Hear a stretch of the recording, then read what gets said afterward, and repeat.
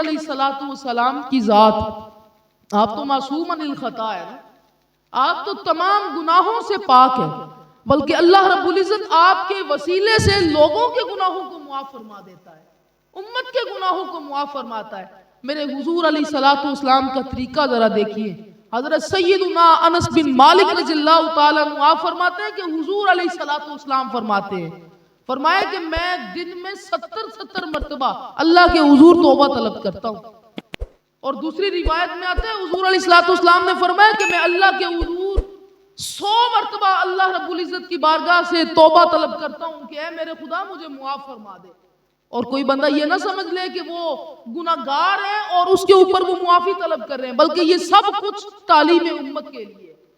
ہم غلاموں کو حضور علیہ الصلوۃ والسلام تعلیم دے رہے ہیں، اور کیا فرماتے ہیں؟ فرمایا کہ گناہ نہ بھی ہو تو پھر بھی اللہ کے حضور جھکتے رہنا چاہیے، اگر گناہ نہ بھی ہو تو پھر بھی ہر وقت اللہ رب العزت سے توبہ اور استغفار کرتے رہنا چاہیے۔ یہ میرے اور آپ کے لجپال آقا صلی اللہ علیہ وآلہ وسلم ہمیں طریقہ ارشاد فرما رہے ہیں۔